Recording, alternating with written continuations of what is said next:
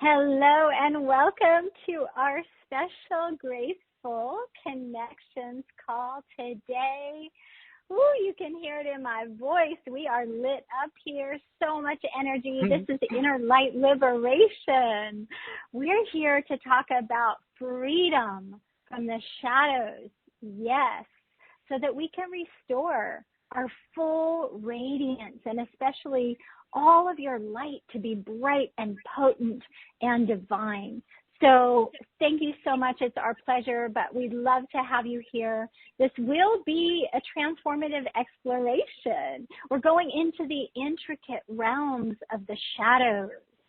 We'll embark on an enlightening journey because we're delving into these profound aspects of shadow work, unraveling behavioral patterns and navigating the complex tapestry of karmic entanglements. And our guest today is Sophie Bidard, a brilliant expert, a guide through the labyrinth of our spiritual ascent, whose insights and wisdom have illuminated countless souls, as I've witnessed, on their path to self-discovery. Now, in our conversation, we're going to unravel the mysteries that reside within the shadows, understand those intricacies of behavioral patterns because those shape our lives, our interactions with people. And as we delve into the profound concept of karmic entanglements, Sophie is going to shine a light on the invisible threads that connect our past, present, and future. So we'll explore together how confronting our shadows can lead to profound personal growth, breaking you free from the chains of these repetitive behaviors that no longer serve you. So Sophie will share valuable perspectives as always, and really looking deep into the transformative power of shadow work, shedding light on the unconscious forces that influence our choices and relationships. So prepare yourself, please. Get grounded, get connected, get present for an illuminating dialogue. We're going to go beyond the surface as always. So we also want to bring that practicality in, which we always love to do with spirituality, bring a beautiful balance of that, and then allow you to understand and unravel the karmic complexities, because it is complex. It is a complex conversation. But what we start to see is that as you have the insight like Sophie does, we can be brought to a state of liberation. So with that, also we're going to be doing intuitive readings. Let's make sure you're ready to receive, so you can hit *2 to raise your hand. And if you want to join us on the web, there is a button that you can push to raise your hand. You can also put this question in the Q box. What's the number one shadow dimming my inner light? What's the number one shadow dimming my inner light? So with that, let's go ahead and welcome our beautiful Sophie Bidard. Welcome, Sophie. Thank you, Christel. I'm delighted to be with you, to be with our audience today for this deep exploration of the shadow realm. Yes, increasing our ability to turn on the light and starting with our own inner light, liberating from those core shadows dimming it. And I want to mention the special masterclass that I offered a couple days ago about how karmic entanglements bind your core shadows and how to clear them. So that's an in-depth discovery of the karmic entanglements, what they are, how they are created, and how to clear them. And I also offer the process of inner light checkup that is very profound. That's the comments I received from many from the audience. And it allows you to gain awareness of your inner light and the degree to which it may be dimmed by core shadows. So if you missed it, I invite you to catch up after this call. Stay with us. But after this call, catch up with the replay of the masterclass. You have the link on the webcast page, or you can go to gracefulconnections.com/Sophie2 for the replay. And yes, today we continue our exploration. So thank you for welcoming me, Christel. Yes, everyone, bring your attention back to right now. Be with us, fully present here, because, I think that karma and what we call karmic entanglements, a lot of people don't quite grasp the depth of that. And I think for you, Sophie, what I noticed about you from the very beginning is that you will not stop going deeper into something until you really grasp what it's rooted in. And I think that you come and support us in bringing that information back after you have gone mining into the depths and the twists and turns and all of that. So how can we best navigate the depths of this kind of connection that we have with the divine while we have these personal and collective shadows? Because this is a very challenging time. We're, considering we're in Kali Yuga, we're in the dark spiritual ages right now, but what's required of us? Yes, well, our shadows, of course, they are the sides of ourselves and the aspects of ourselves that are not in the light, obviously, that don't shine, that we'd rather hide or keep hidden and maybe even forget about it if we could. And they have grown out of our past trauma. The trauma that we have experienced ourselves, as well as the trauma that we have inflicted on others, and the trauma that we have been witness of. So that's a lot of trauma that we may carry within ourselves, rooted not only in this lifetime, but in our past lives and those of our ancestors, our genealogical heritage. Now, in this time, as you said, Christel, we're in the Kali Yuga, and we can certainly see that our individual and collective shadows are triggered. No one is immune to this at the moment, right? The shadows it's like they are being pulled out. They are activated. They come alive, and it's like they come to haunt us. Maybe even it may seem that they come to torture us, because in truth, as much as we are looking for peace, and we would love to be at peace and to let the shadows leave us at peace, actually those shadows, they are looking for peace as well. The shadows are looking for peace themselves.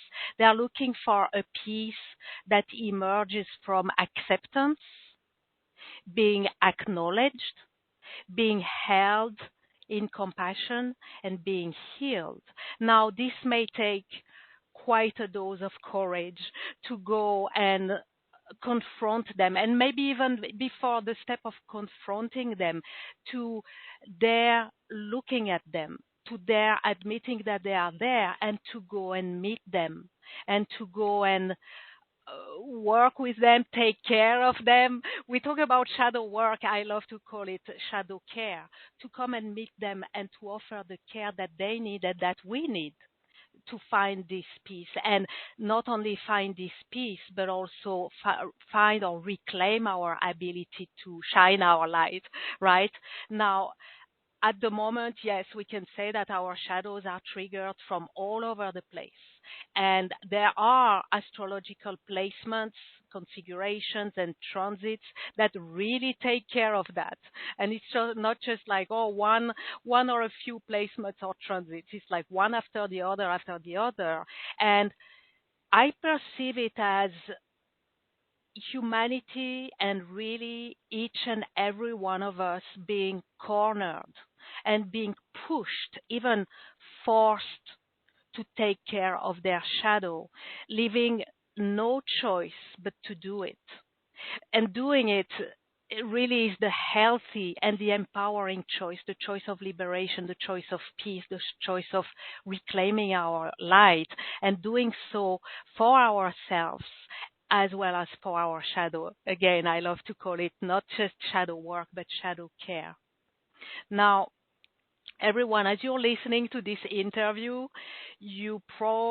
most probably, you are either a practitioner yourself or a light worker, or in any case, you are someone who is committed to their own healing, whether emotional, mental, physical, spiritual, or even at all the levels. And in that capacity, you need to be able to stand in the face or in the middle of shadow and to be a force of blessing. A blessing for yourself if it's about your own healing, if it's your own healing that is at stake, and a blessing for others as well if you're a practitioner, if you come in the role of practitioner, of light worker. Now, this ability to stand in the midst of shadow and be the blessing. It requires an advanced degree of shadow work, of shadow care, because otherwise your shadows are triggered, right? In the phase such as now, where every button is being pushed, in order to be able to stand strong, you need to be not only be at peace with your own shadows, you need to be able, yes, to stand in the collective shadow and be a blessing. Now, if you get triggered, if you get disempowered, then you are not able to play your role, right? And not only you're not able to play your role, but you add to the screaming of all the shadows instead of being the blessing, being the offering. So with that, what I can see, Christel, is that we need a high degree of spiritual resilience. And spiritual resilience, to me, really, it's about our ability to hold and to maintain the light in the shadow. And for that, we need to strengthen our spiritual immune system, right? Just as we know, we need, especially these last few years, we've been really awakened or reminded about the need to take care of our body's immune system. Well, the strength of your spiritual immune system determines your ability to be in the presence of shadow and to be a force of blessing, to be a light, strong, bright, potent, and divine. Right? Now, what does this require? Well, living a devotional life, having a strong and a true and a pure commitment to the light, daily practices of physical, emotional, mental, and spiritual self-care, an unfailing commitment to ongoing shadow work, ongoing shadow care, being able to dive into your own shadow realm whenever you are triggered, whenever you are called to attend to it.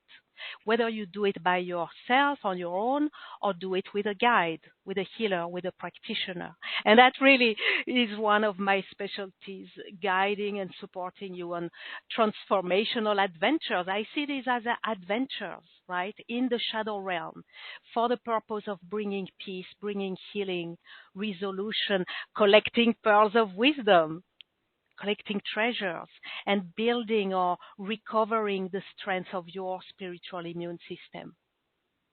Right? So with this idea of us having resilience, building up our resistance by doing these certain things, I would also add spiritual community and support for that. Yes. Because, I saw everybody listening to this like, okay, gear up, like we're putting on our light worker gear, right? And we're gearing up, but we're not going to war. We're gearing up, and we are the embodiment. So our spiritual immune system you're going to help us strengthen that, become more resilient. We are bringing more of the light vibrations through us, but we're also calling forth the energies of the light to enlighten us about the shadows. So the more we are illuminated, actually the more we are observant of the shadows. And then the other thing I wanted to speak about was you were saying, we have to really stand strong in ourselves and then really be present to our own shadows while we're in the collective shadow, right? And I want to bring this back down to our daily life just for a moment so we can understand this a little bit more. That this whole collective shadow, are you saying that we alone are up against like this big dark cloud of shadow consciousness of all of the world? Or is this something, again, bringing it to practicality, is this what we perceive in our daily interactions with people that bring their shadow to us? Can you just speak just a little bit about that? Well, what I see is that, for one, we are not one alone with the whole of shadow, but as you perfectly put it, we are together in community. We are united in this experience of the collective shadow. What I can see is that the shadow that we meet reflects, there's the game. Is it a game? We can see it as a game. The game of projections. The shadow that we meet in some way or another, sometimes it's very direct and very straightforward, easy to read. Sometimes it's more, you need to use like a prism and find the right perspective, but it is a reflection of some shadow that we hold within ourselves, right? Now, we all hold shadow, right? That's by nature. But how do we start? What is the nature of our relationship with this shadow? If we are at peace with our shadow, then we can walk the collective shadow without being triggered, being able to face it and being able to be the blessing. Wherever we are triggered personally is where we are not totally at peace with this or that shadow, or maybe we are totally unaware of it, or we are in denial of it, and this shadow is triggering us, calling for our attention. As I said at the beginning, the shadows also, they are looking for peace. They are looking for our acknowledgement, our acceptance, our compassion. And when we don't offer that, what do? They scream. Right?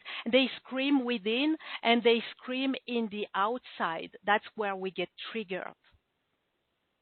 So right? It is through situations and people and circumstances that we are going to recognize these shadows.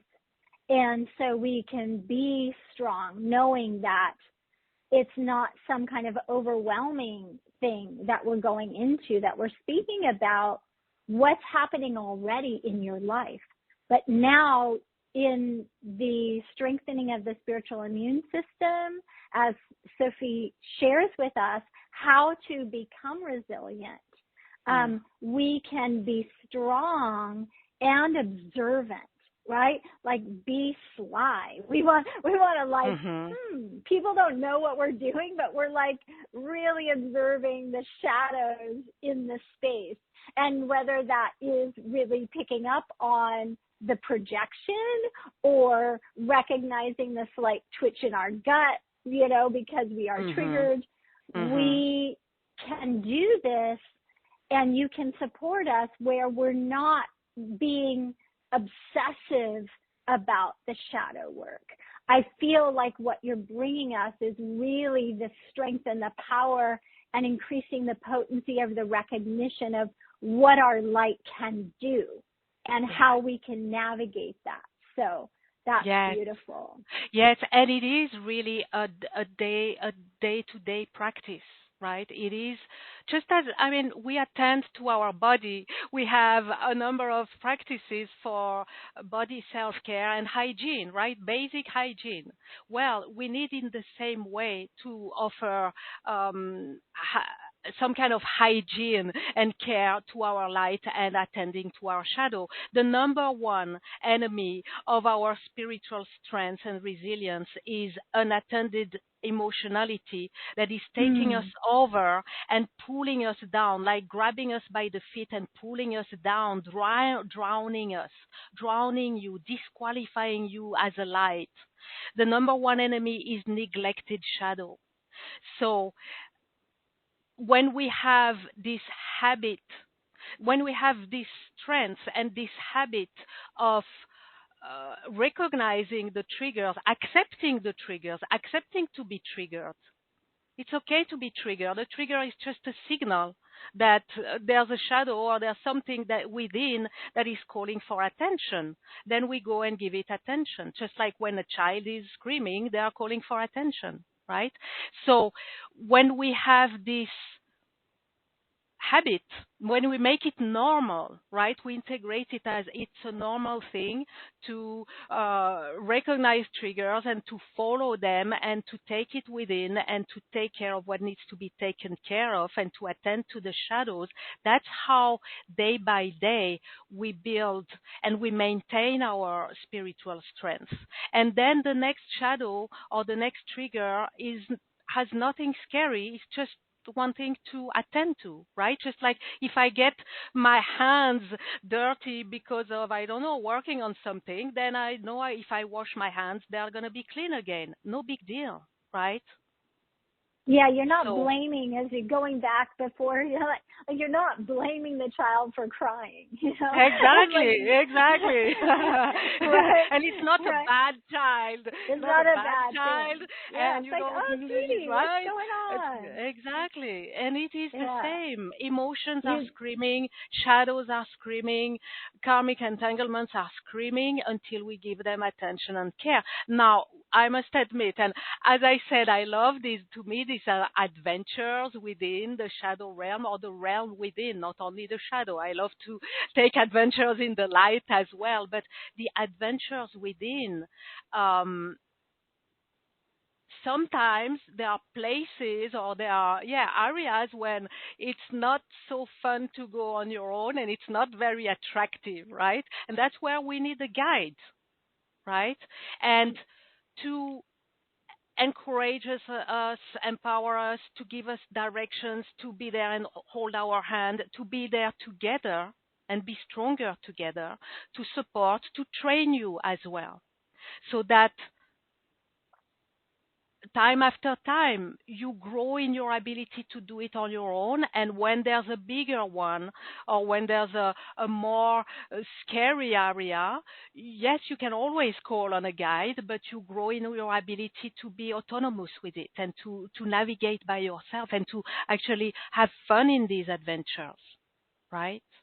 And share the adventures in community. I mean, there's nothing better than really saying, like, giving yourself a testimonial, right? Mm-hmm. It's like, I found this core shadow, and I want you to speak to that, how we can perceive that core shadow. But wow, there was a big thing that happened today. And in really maintaining my stance as a light worker and recognizing the beauty of the shadow coming into the light and what a gift that is, you overcame that. So I love that you're teaching us how to do that.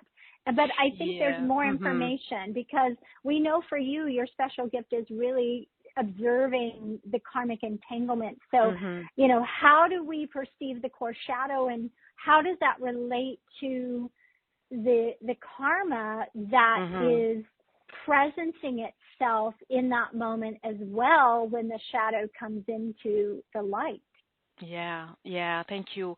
Well, you see, for many years when I started as a healer, as a practitioner, really the whole emotional realm really is my playground, right? For many years I used to work at the level of deep emotional clearing, emotional detox, very important, very effective work, and I was working layer by layer very effectively.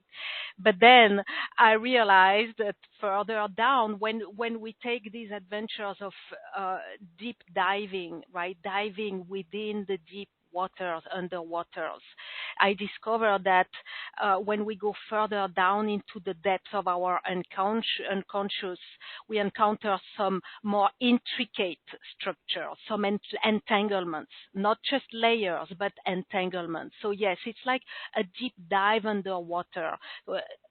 If you look at the ocean, for example, you may have clear water at the surface. Maybe there's pieces of junk that are floating there. They are easy to scoop out. Then you may have layers and layers of muddied water.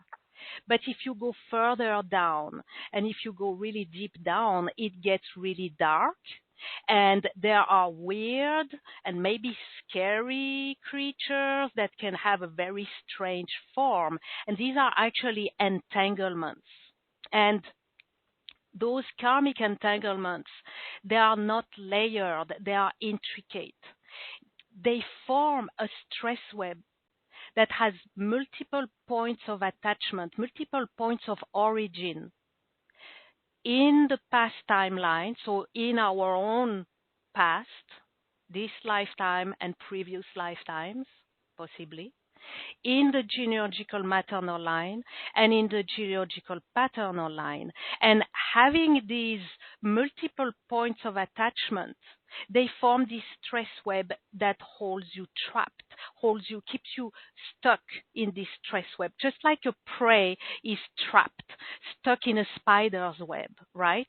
And once we are trapped in this stress web of karmic entanglements, the consequence is loops and patterns of stuckness and entrapment that it seems that no matter what we do, we can't get out of it. It's just repeating again and again, and we heal this and it comes back in another way. But I worked so much on this. Well, we can only liberate ourselves from it by clearing the whole entanglement, not just a piece of it, not just on one of the lines, but literally unweaving the whole entanglement at each point of origin and dismantling this stress web, right?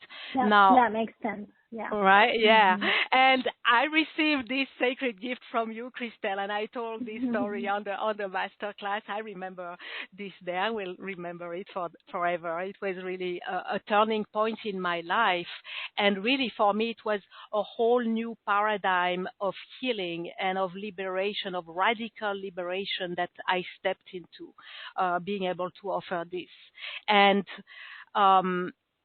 as I started to do this work of clearing karmic entanglements in a broader way, I was guided, or rather it was more like a demand to work on very deep and broad themes shared by large chunks of humanity, to do great work of liberation, not just to attend to the little shadow, even though I can do that, and I certainly do that, but I was really summoned. Yes, I was summoned to work on large chunks, and I received assignments, starting with unworthiness. So unworthiness, that's a big, dark, heavy shadow shared by so many, if not all of us to some degree, in this lifetime, past lives, and our genealogical maternal and paternal lines. Then I was called to, or assigned to, work on the shadow of enslavement, and then self-loathing. So I received these assignments one by one, and I delivered them one by one. You know me, Christel, I'm very diligent, I'm very obedient. When I receive an assignment, I do it, right? When Divine says, Sophie, you do it, you do this, I do this. So I did this, and also one thing that's interesting for me is I tend to get my assignments and my visions on a focused scale, right? So I'm shown the next step, and I do it. Then I'm shown the next step, and I do it until I realize the big picture. I don't usually get the big picture. So in a way, it makes me a bit naive, maybe a bit innocent, but it allows me to just throw myself into the task and tackle the task and get it done. Now, when I turn back, I realize that not only these three shadows of unworthiness, enslavement, self-loathing, not only are they essential and foundational core shadows, essential, foundational, because they touch very deep within the core of ourselves, the core of our identity, but also they are shared by so many of us, if not all of us. So not only that, but also they stick together. They are intricate and they actually support and trigger one another, these three.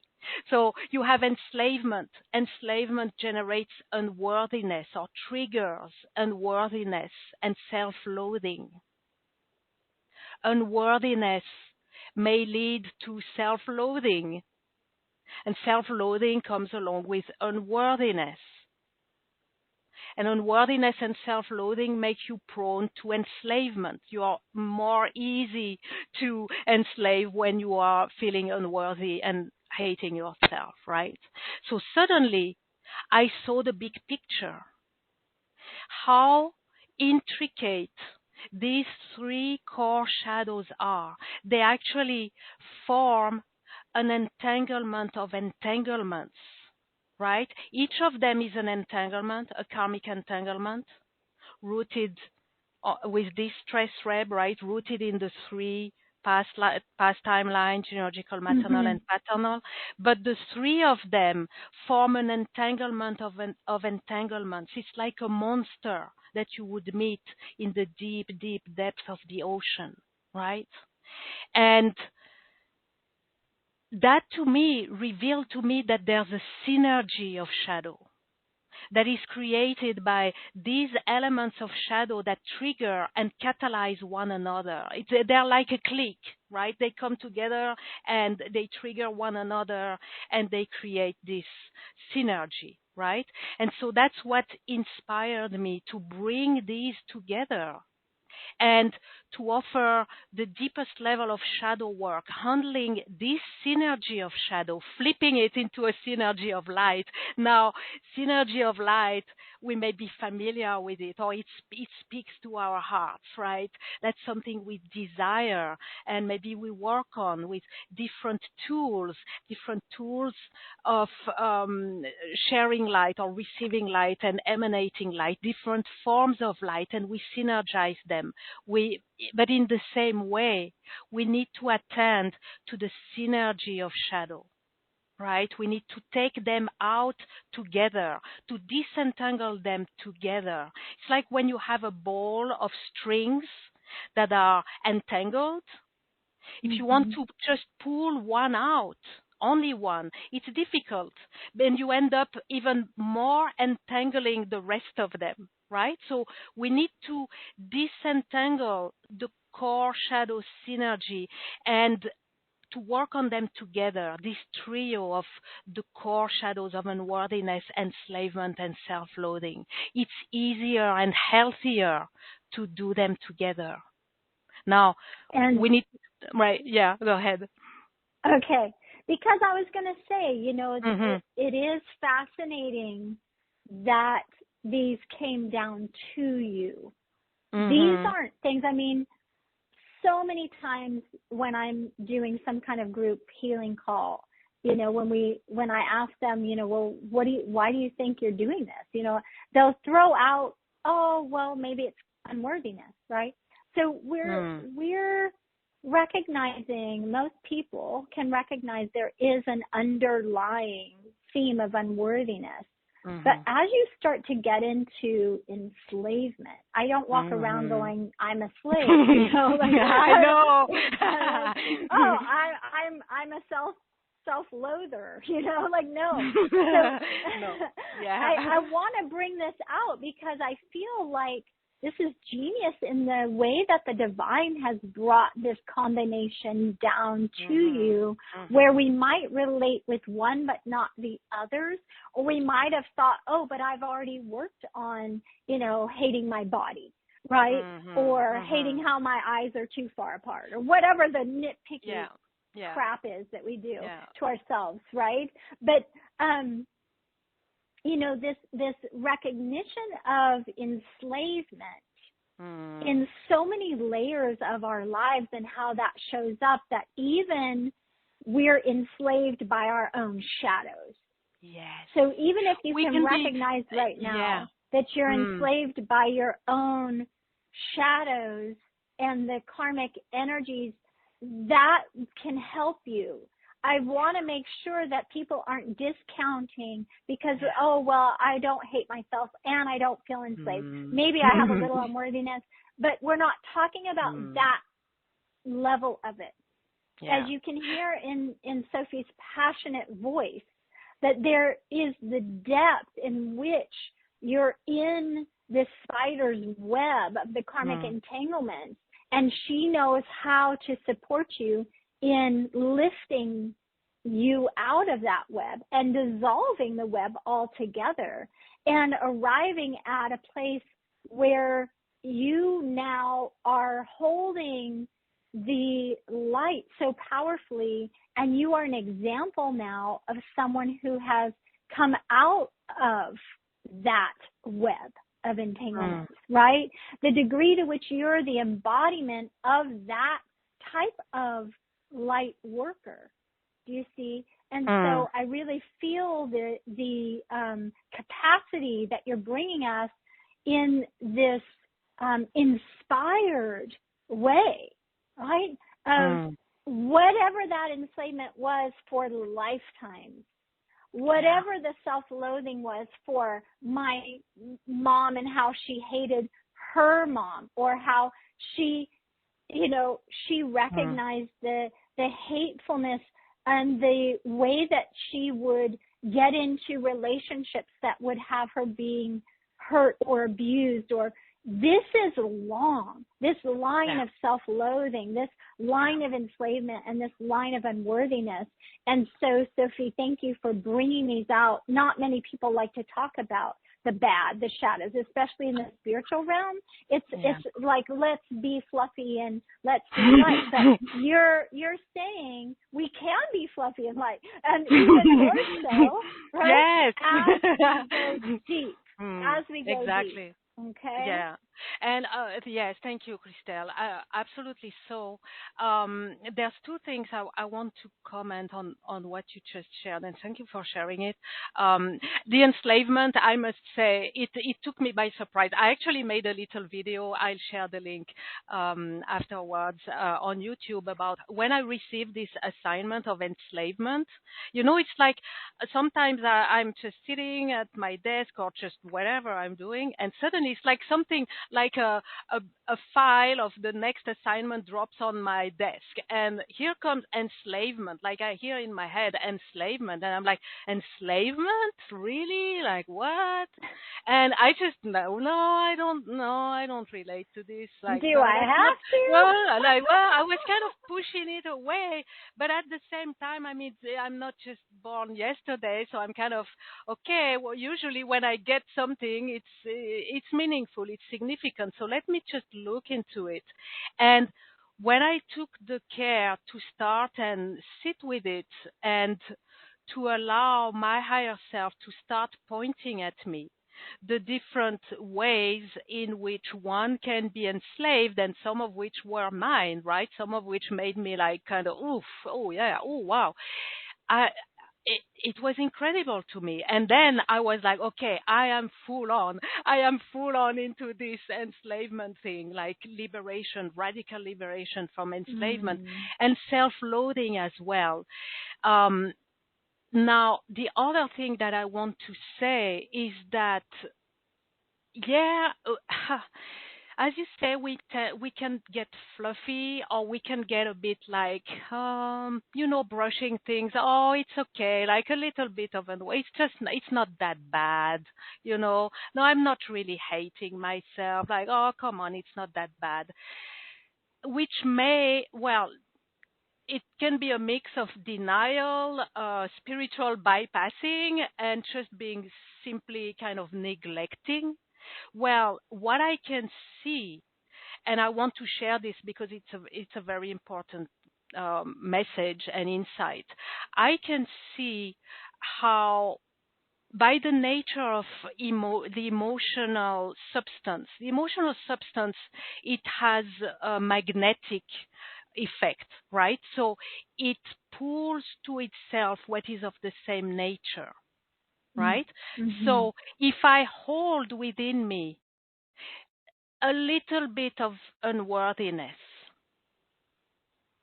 what happens is that it may not be that bad, right? But the presence of this little bit, and maybe there's much more that I'm not facing, but maybe if it's only a little bit, what this does, the magnetic effect of it, is that it pulls into my experience people and situations that are gonna fire it up, that are gonna trigger it, right? And so where there was a little bit of unworthiness, it turns into, well, I keep bumping into unworthiness over and over again, right? Same for self-loathing and enslavement. Now imagine a little bit of self-loathing. It's like a little bit of poison in your water. Well, do you want a little bit of poison in your water? For me, no. I want pure water. I want pure spring water. I don't want, but it's just a little bit. No. So because I because I see how it projects and comes back to us, how it magnetizes to us. That's what makes me, I think, so diligent with myself. Once I've uncovered this, right? It's been my learning. It's been my journey of learning. But once this has been revealed to me, I've declared for myself and for the people who tend to work with me, they resonate with this. We are for no tolerance, zero tolerance for poison, zero tolerance for self-hatred, self-loathing, zero tolerance. It's okay to be a little bit enslaved. No, it's not. Right? No, and I recognize that too. I have one of my close friends is going through something like that where I think she's pretending that she's not enslaved by this relationship, and it's like, okay, you don't live with this person anymore, but everything else is entangled, like you were saying. And yet, she's so powerful. She's such a powerful being, but this is something that is in that blind spot where, I literally thought about this morning and I thought, oh my gosh, it's not my place to get this across to her, but really knowing that as you are there for us, Sophie, I can feel your strength and I can feel that diligence. Why would I not want to align with you? Like, I want you on my team, right? Like, you're the team player I want to have on my team as we gear up in our light worker garb, boom, let's go. And, so I feel that, and I love that idea of no tolerance, and I also recognize the depth of your heart and that you're really honoring those moments when you find the gold of the shadow, right? It's like, ooh, we got one, right? And let's bring the love and let's bring the light to it. And that you're so precise, like you have precision in removing that. And supporting people. So I think that's really important to just bring that. We are going to go into the live intuitive readings. Please hit star 2 to raise your hand if you're on the phone.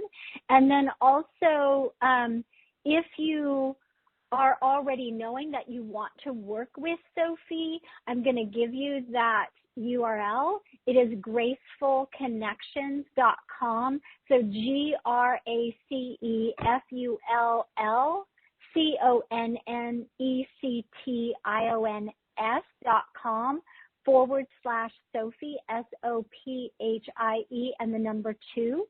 And that's all lowercase. So gracefulconnections.com/Sophie2 to get her inner light liberation. There's options there for you. Obviously, as you've heard my perspective, get all 3 at once. Like, don't mess around. Don't let your brain try to tell you don't need all 3 because you've done work before. This is the whole point, right? That when we say we go deep here, that's what we really mean. And I think that you can feel that, and you've known that in my work, and you can feel that same thing in Sophie's work. So having said that, what we're going to do is we're going to bring to light. Sophie's going to do some readings, and she's going to actually bring to light what the number one shadow is that's dimming your inner light. And that's the question. What's the number one shadow dimming my inner light? You want to know that.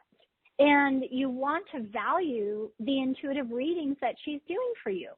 Each of these readings, we know, brings an instant amount of light to whatever that holding onto is. The perspective from your higher self is, we've been waiting to give you this information, right? Each intuitive reading is like a little tiny mini healing. And I want you guys to start to value these readings, because it's not just for you to take that and go, oh, that's cool, I'm going to go share that with my girlfriend. This is for you to do something with, right? And we always offer something so that you can take this in and you can actually clear that in the work that you'll be doing with Sophie, okay? Yeah. All right. So let's go ahead, start you to raise your hand, get on the phone. So I see a lot of people on the phone and not as many hands raised. I think this is the unworthiness, Sophie, speaking to us right now. Who feels worthy and ready to receive an intuitive reading, people? Hello. I think we just made a point right here, okay? I think we just made a point. Okay. All right. So here we go. Okay. Going to Ocean Isle. That sounds fascinating. Pamela, hello. Pamela, hello. I unmuted you. Hopefully you haven't muted yourself. Are you there, Pamela? We can't hear you. No, we're going to have to go next up. Okay. 4223. Hello there. Hello. Hi. Hello. It's Karen and Joanna. Sensational Sophie. Christel, it's always a joy to hear your voice. This has been such an informative and powerful experience. I am, of course, deeply interested in learning what is the main shadow, because because it's probably like 952,000 of them. But what is the main shadow that is dimming my light? Yeah. Thank you, Karen. Thank you. Welcome. Okay. So for you, Karen, number one is self-loathing. And I feel how it's grabbing your, it's pretty intense. Well, self-loathing would be intense, right? So no surprise, but it's grabbing your root chakra and pulling you down. It's like it's trying to bury you, right? As if like burying you alive or making you dead already, right? That's what it's that's how it's impacting you, right? So, and that's the urgency. As I said earlier, the shadows, they scream when they want to be taken care of and they want to be brought to peace as well. So the intensity of this one and the extreme way in which it expresses itself, right? Like I get tears in my eyes, like this trying to bury you alive or make you dead already. And I'm using the words that are, it's a bit raw, a bit crude, but that's how it's showing up, because you need to hear this. This intensity is the intensity of the scream of it, right? And it's just a matter of taking care of it. Just a matter of taking care of it. So it's calling you. This one is screaming. It's calling you. It's ready. You are ready. Your higher self is ready. Is on board. And that's right. That's your. Like, let's go. Yeah. Get rid of it. Absolutely. Right. And yeah. And I can see that the other two, enslavement and unworthiness, this little clique, they're just right behind. And they're kind of waiting, like, let her take care of this screaming one, and then we're next, and we want it as well. Right? So yeah. And I mean, no wonder you're the first reader. Like you are so ready for this. So Yes. I saw those other two, Sophie. I saw those other two Spanish, and I was like, whoa, when you just said that. Because I think there's hopefulness from the other two as well. And that's fascinating what you said, Sophie, about the other two are waiting. So we have a predominant shadow. Yeah. And then the other two are in the waiting. So there's an order, it feels like, to taking dismantling this web. That's really fascinating. Thank you so much. Thank you, Karen. Thank you. Blessings. Fabulous. Thank you so much, ladies. Thank you, Sophie. Okay. You're welcome. Thank you. Blessings. Okay. Here we go. We're going to Oakland, Cal, 7032. Hello. Hi there. My name's Jen. Hi. I'm actually in Portland, Oregon. And, what's the number one shadow dimming my light? Thank you so much. Yes. Thank you, Jen. Welcome. All right. Let's see for you. What's going on there? All right. Unworthiness is leading the pack for you, Jen. And it's really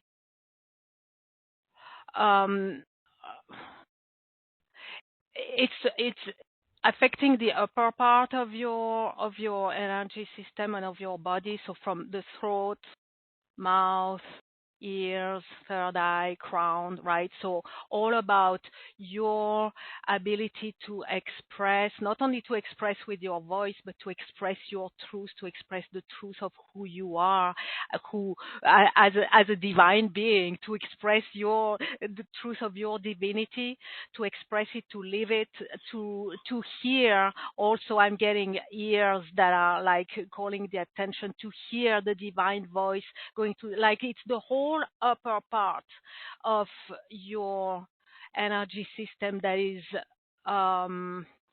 depleted. I'm hearing disqualified. It's almost like, this unworthiness is disqualifying the upper chakras and these more intuitive qualities and abilities, but also your expression as the expression of you as a divine being, right? It's okay. I'm hearing unworthy of the divine. That's what it comes down to, right? Well, I so appreciate that. It's like it doesn't exactly resonate consciously, but there are, it does and it doesn't. Like I don't feel unworthy in life, but I do feel like I'm inhibited from being fully expressed. And what I heard after I said unworthy of the divine, I heard a nuance that would be unworthy of expressing the divine. Right? Yeah. Which goes along with perceiving it, but that's where it is, and it takes maybe a little bit of, just like with me for the enslavement. I was first like, oh no, are you kidding me? No, you don't say, are you kidding me? But take some time with it, right? Sit with it, and ask your higher self to reveal it to you to a deeper degree. What is really going on there with your ability, your worthiness of expressing and embracing the divine, expressing yourself as a divine being, being open to being in the open as a divine being, right? And feeling worthy of speaking the divine, right? Yeah. Oh, that's so beautiful. That nuance is so, it really connects with me. Thank you so much for that. Yeah. You're welcome. Yeah. And Jen, what I love that I saw was actually a high priestess crown, but behind you. It's not on you yet, but it's behind you. It's like invisible hands ready to put that on you, right? And crown you from behind you, right? So that, to be open, to be out in the open. So if you said something about that was really profound, right? So, Jen, take this in. And the other thing is don't sit too long with it, because I think that, it's not about what Sophie just read for you as much as it's what are you going to do with that. Let's go. Right? Yeah. Move it on. Move it on out. Back to the tolerance. Do you tolerate any unworthiness of it, right? Or are you for zero tolerance? Yeah. Okay. Because that high priestess crown's waiting for you. Oh, I love that. The high priestess is my hero year. Thank you so much. Thank you, ladies. Thank you. I get tears in my eyes. Thank you, Jen. Blessings. Okay. Thank you. Okay, here we go. Melanie, you are up. 51054. Hello. Hello, Christel. Hello, Melanie. Hi. Welcome. Thank you. So I have worked on all three of these, and taking your workshops that you've offered with this, Sophie. And so last night I saw this email. I was like, well, I guess if there's anything for me to know, just help me wake up in time for this session. Yeah. So let's do it. Let's do it. Well, and I know, I certainly remember we've done so much work together, and I love it. It goes so deep and so far, and it's so profound. What I'm feeling is the unworthiness is feeling warm. It's feeling happy. Like this shadow is feeling happy, well attended to.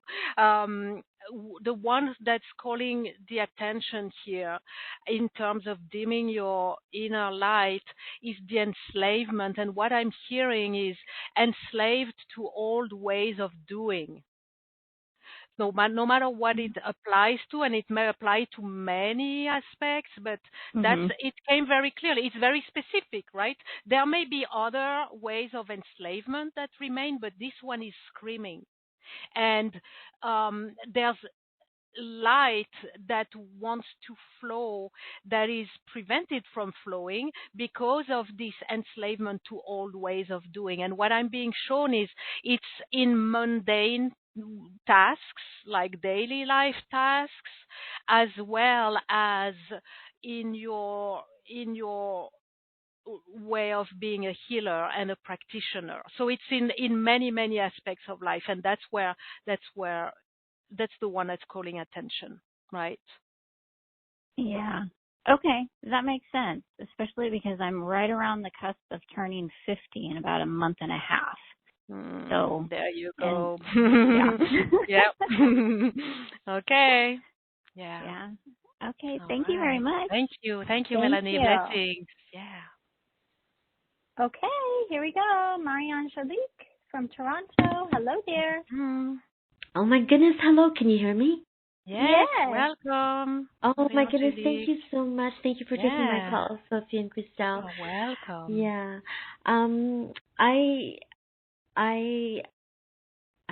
I know that I have a lot of like even spiritual gifts, and yet I'm almost 60 and I have not been able to I'm just not self-realized. I'm undergoing a lot of I would say even tragedies in my life, and I just don't know how to get out. So I would like to know what these shadows are that are holding me back.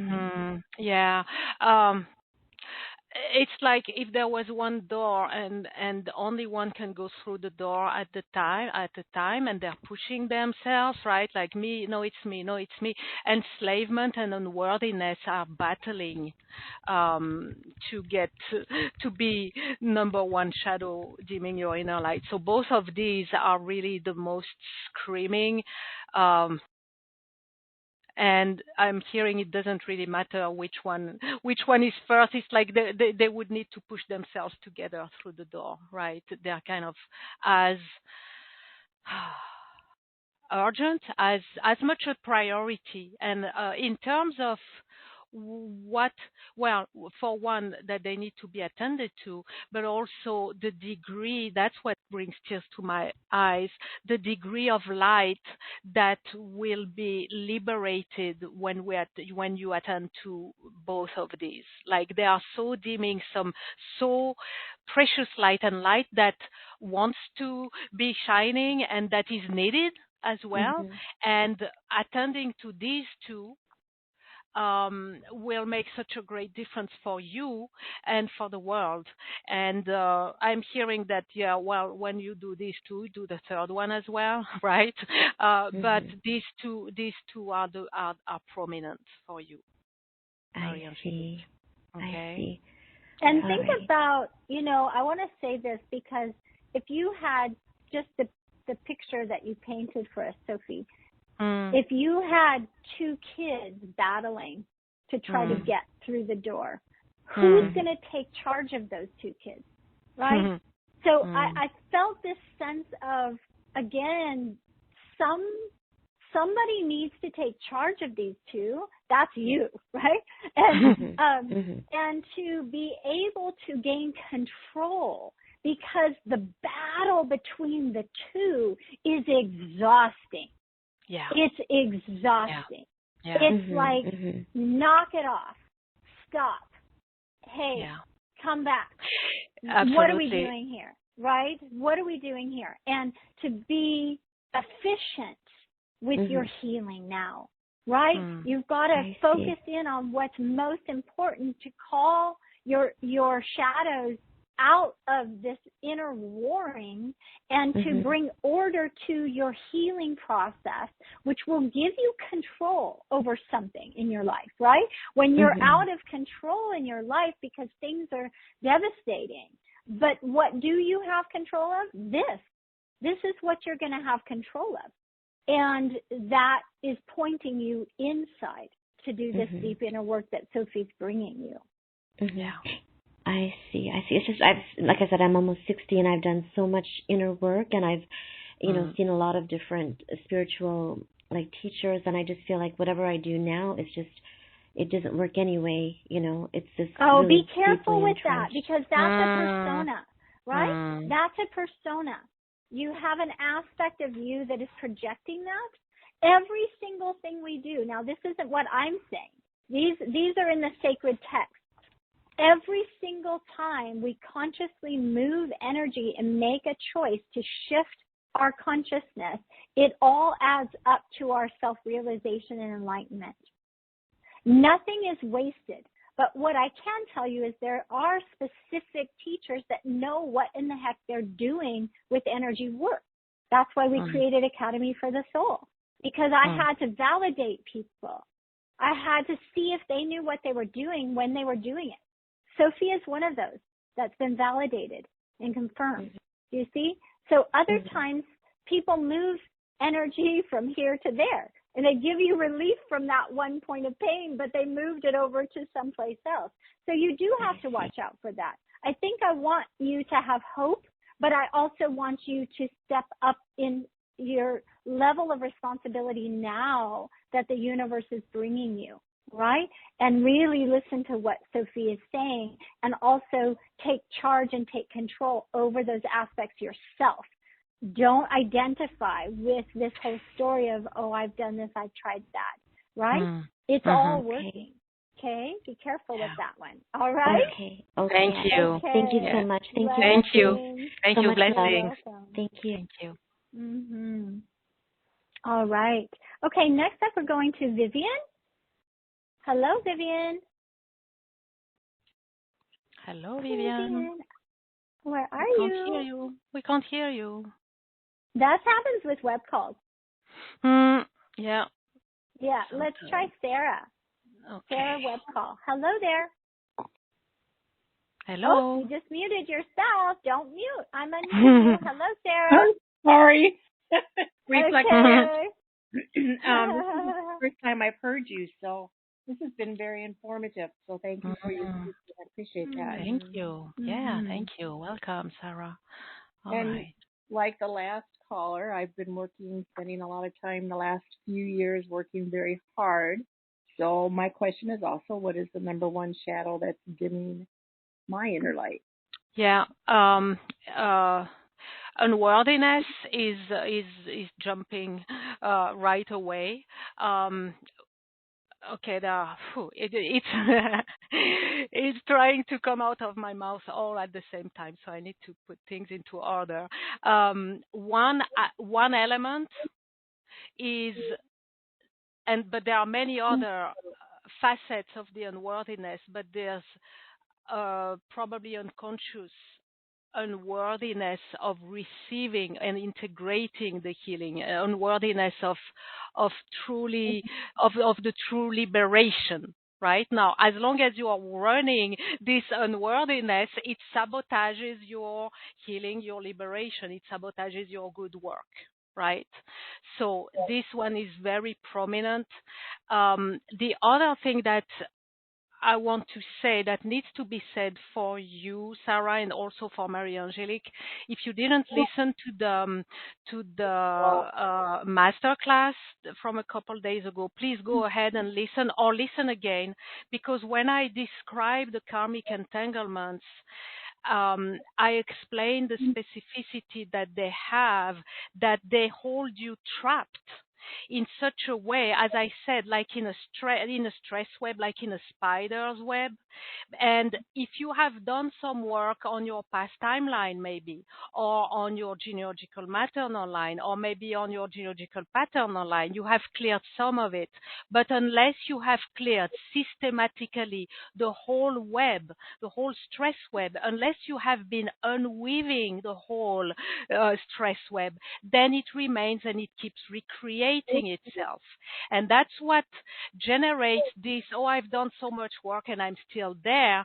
Well, there's what Christel just talked about. There's also this experience, and I can testify on that because it's been my own experience of, falling into a trap, pulling myself out of the trap to just fall into another trap, and again and again. And but I've already worked on this. Well, the moment I received this sacred gift of clearing karmic entanglements, this has changed, because this is true liberation. This is when you unweave the spider's web, you can really liberate yourself. Right? Yep. So that needed to be said. If you didn't listen to the master class, please go ahead and do so, or maybe listen again, because you will hear if you listened again already, you will hear it with fresh ears, and it will speak to you in a new and more significant way. You will recognize your experience in that. Okay? Yes. Thank you. Yeah, you're welcome. Thank you. Yeah, thank you, Sarah. Wonderful. Blessings.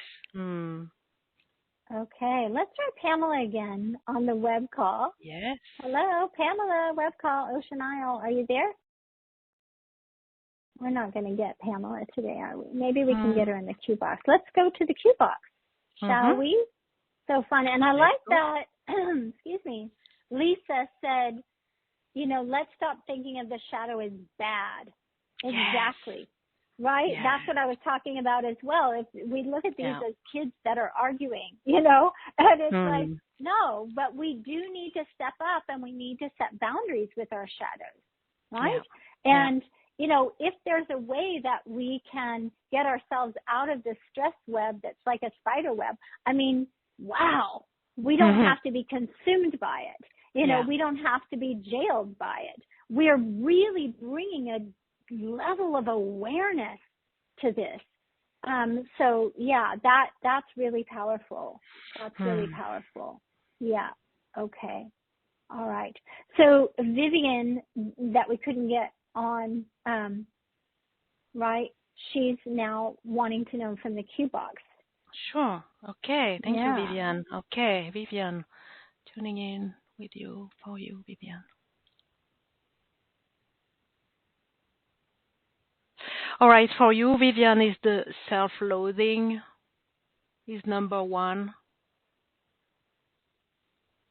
Let's see what wants to be expressed about this, Vivian, for you.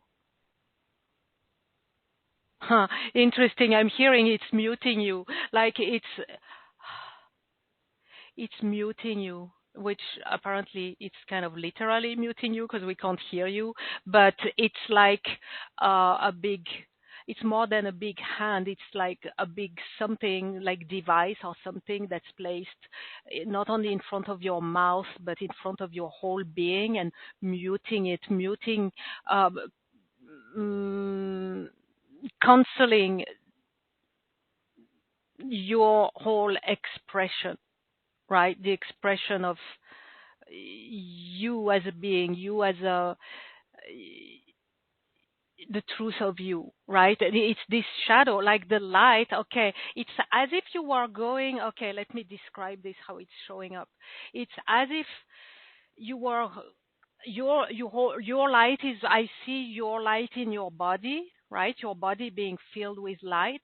But if you go in the world all wrapped up in some like thick material, like the material that you make blankets of, right? That is very warm, very thick, that we can't see through it.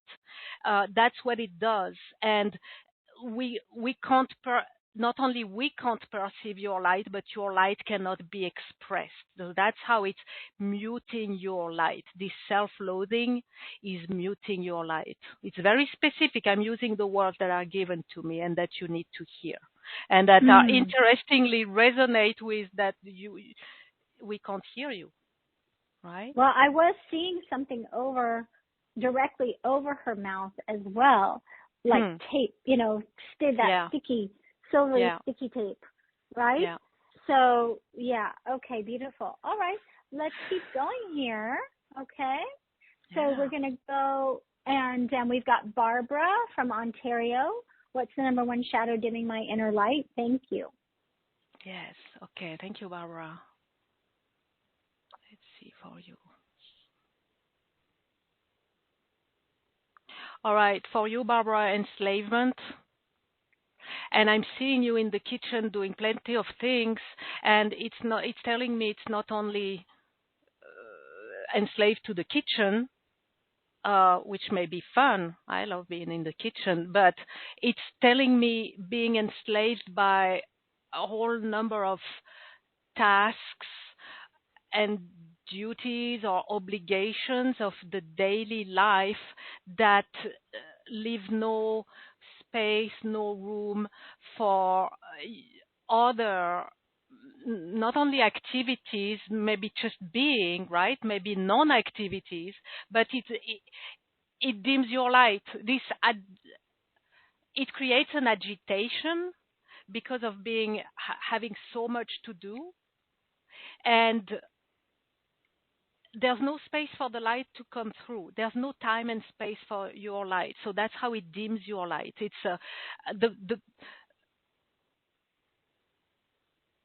the extremity, the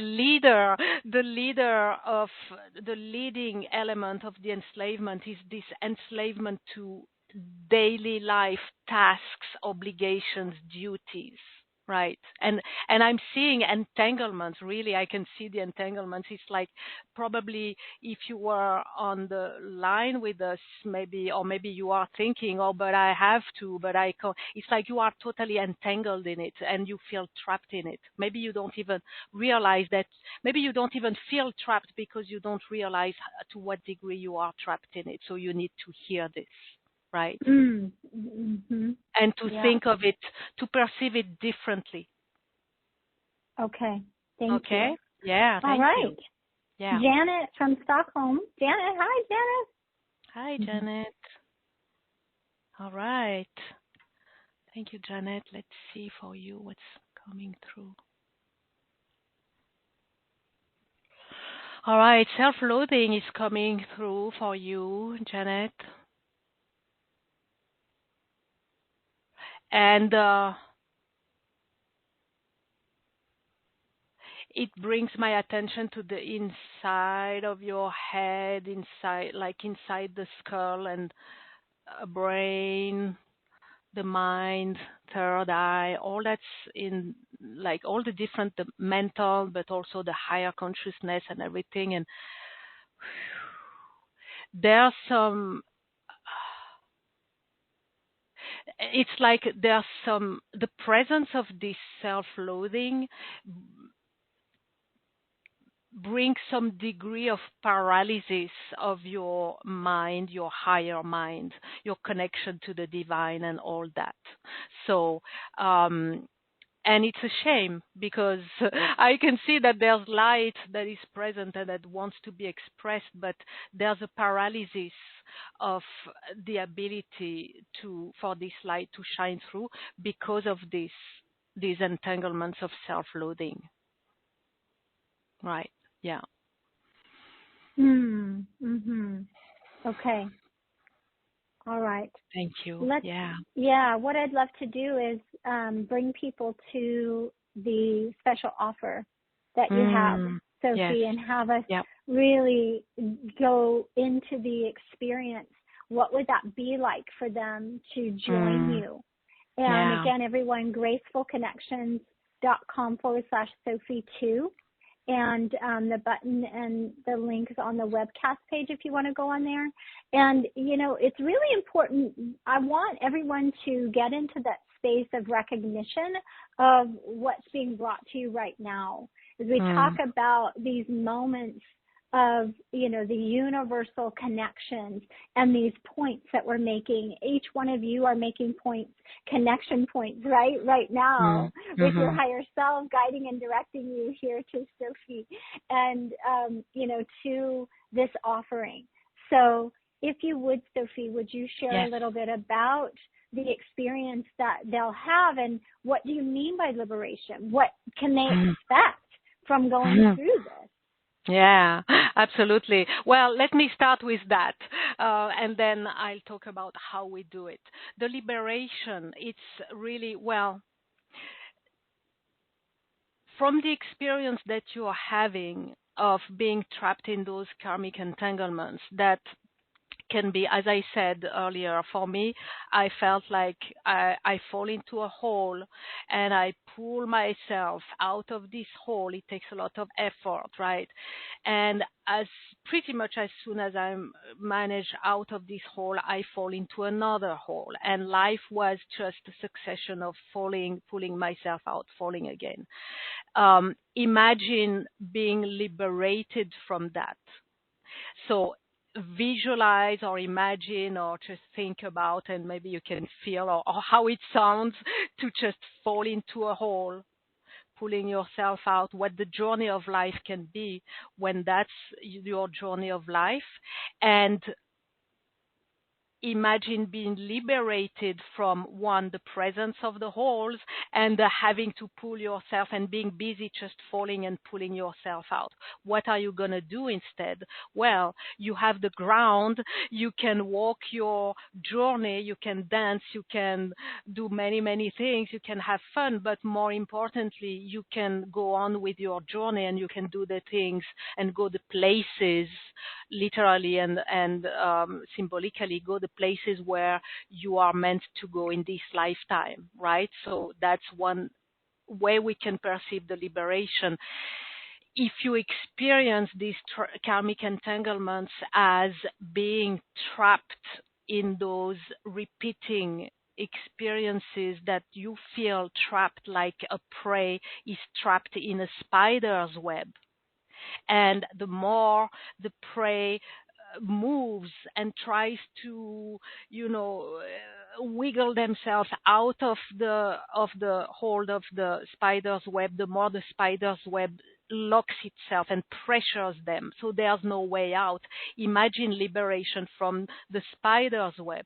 Here you are again, free. You can open your wings and fly again. You can go somewhere else. It's just, I'm out of here. You are free. You reclaim your freedom, right? You reclaim, as a divine being, you reclaim your freedom, but as a human being, and I can tell you that's been my experience, you discover a freedom that in this lifetime you may never have experienced.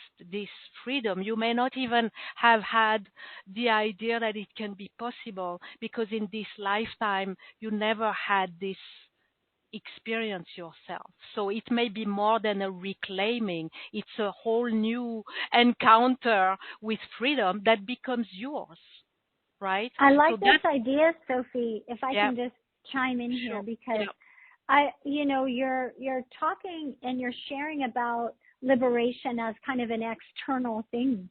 right? But also, you know, getting out of the web or getting out of the hole or whatever it might be, right? Yeah. Getting out and free to go, free to move, free to do a cartwheel, free to dance, whatever. And yet, I keep hearing for myself that so much of this is about this level of empowerment within the self. And again, the capacity for the increase of the light, which increases the intuition, which starts to bring you to a really specific way of being connected with the divine. When the karmic entanglements are released, what happens is you're not dealing with outside stuff as much. You actually allow for the light to inspire and move you and to have the light express through you. That's the radiance. And the radiance is the light of the truth that you're letting animate you now so that you can get the, you know, where do I go next now that I have my freedom? I mean, you have to get that as well in order to fly. Where are you going to fly? Right? So there is that level of, again, the potency of the self-awareness that you're bringing through and the capacity of that brightness and the radiance to actually illuminate within yourself and to have the divine connection illuminate where to go, what to do, what to say, what is yours to do, what is your purpose, and to then do that.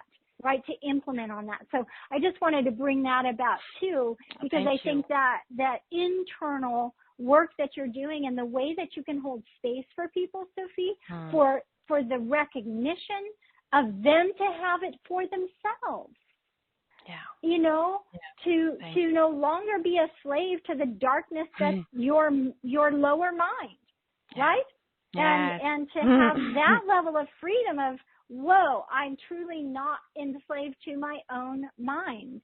And that's what really supports the feeling of worthiness, is when that light is flowing through you.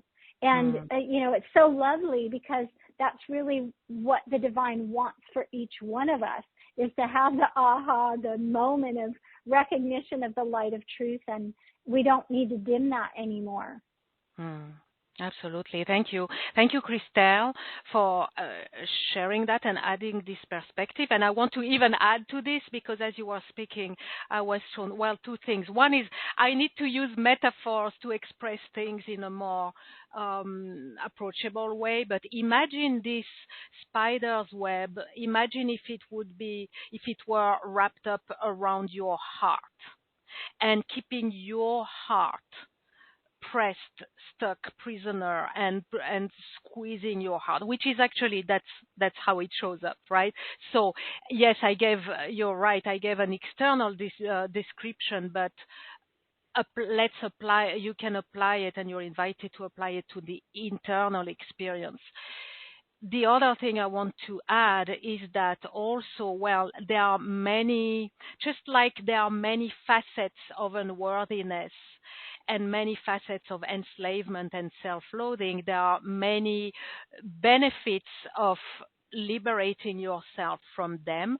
But if we make like big packets of unworthiness, the shadow of unworthiness, when you flip the shadow of unworthiness, the light that you gain, the nature of the light is empowerment.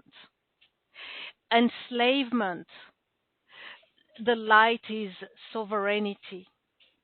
And self-loathing, of course, is self-love, but it's a degree of self-love that is divine self-love. It's a self-love that is based on and emanating from your experience of the divine within yourself, and you being a divine being. How can you not love yourself when you know you're a divine being, right? That's how it translates. So that's also a way that we can look at the benefits and where does it take us? Okay. Mm-hmm. All right. I think it becomes a non-issue. Absolutely. You know, like I know for Certainly so. myself, I can look back, you know, before I actually worked with the karmic entanglements. You know, I can look back and go, oh my gosh, like I was so desperate. You know, at one point I was so desperate to want to be in a relationship and have this amazing relationship. I was desperate to actually use my gifts. Right? There was a lot of this desperation, which can be a driver, but it's not the driver that's going to bring you to that place of, you know, being resilient throughout the different cycles that you're going to be going through. As you start to claim the light, you actually are enlivened. It becomes so natural. And as you deal with the shadows one by one, as Sophie is going to be doing with you and sharing with you, there's an experience where liberation is lived. And you just are doing that, and there's nothing else to do, and no one's going to stop you from doing it. There aren't these other little things that are tugging on you. I'm afraid of leaving my family behind, or I'm afraid of leaving my friend group behind because I'm expanding spiritually. They're not going to, you know, they're not going to accept my spirituality. So many people are still left in the spiritual closet and wondering why. You know, it's like, you don't think you have unworthiness. You don't think you have these things. You do.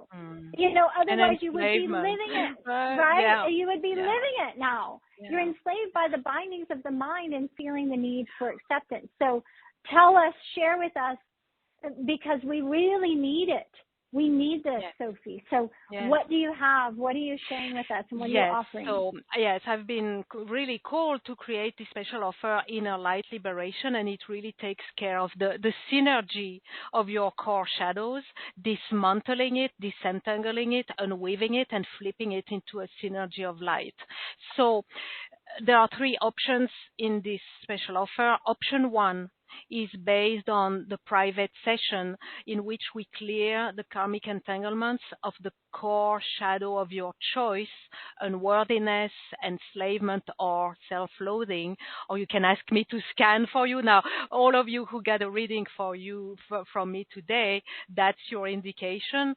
And if you don't get a reading but you purchase the session, I can certainly either you know which one you want to do, or you can ask me to scan for you which one of these 3 is your priority to liberate yourself from in the private session. Crystalline Karmic Liberation, it is my signature session, really fully based on my sacred gift. And so in this session, we create your crystalline chamber of light. That's your safe, sacred space for transformation and liberation. And I work in close collaboration with the Lipika. The Lipika, they are the celestial beings who are the scribes of karma. So they guide and support our work of liberation. And I start with reading for you where the karmic entanglements for that shadow that you have chosen, where they're attached in your aura. And where they're attached in your aura, it relates to how this shadow impacts you in this lifetime specifically. And we start clearing this, and it brings you relief already, right? You're already out of the hold and the pressure of the stress web. And we haven't yet started the real deep work. We've just, let's say, detached the stress web from where it was attached in your aura. You already feel that, okay, it is happening. And then we go and do the full clearing at each of the root points. So we go into each line, the past timeline, the genealogical maternal line, the genealogical paternal line, very systematically with the Lipika, the scribes of karma, and guiding us where to go, what to perceive. And also I place an orb of truth at the point of origin on each of those lines in order to get the revelation of the truth, to get the wisdom to reveal itself. And I intuitively read for you where these karmic entanglements are anchored in each line and guide you there to collect the karmic lessons. But not only to collect the formulation of the karmic lesson, but to collect it in depth and the details in such a way that these lessons will truly be applicable from now on. That's that's important. Exactly. That's important, everybody. I don't know if everybody knows the importance of that. Yeah. That sends signals through your brain and creates new neurological pathways. That's one of the things that most healers don't do and don't know how vital it is. So Sophie's going to support you in making sure that you get the lesson and the blessings and have that. She has done a lot of work with neurolinguistic programming, and she has this capacity to really work with language and to support the shifting in your brain. So those neurons are going to be firing off a new signal, which means that's going to help your behavior shift. Yeah. So that's going to be the practical application in your life where, you might used to go to do something like I was talking about earlier, looking in the mirror and looking closely at the lines of your face or whatever it is, picking yourself apart. That can shift. And that's what behavior would contribute to the old pattern. So that's really important. Thank you, Sophie, for adding that in. Welcome. Yeah. And what's interesting to me is that I've noticed that this stress web that holds you trapped, and it feels so solid and so sticky and so, holding you so strongly. And it is so until we have collected the whole of the lesson, including the ways of how you will be empowered and equipped to live by those lessons.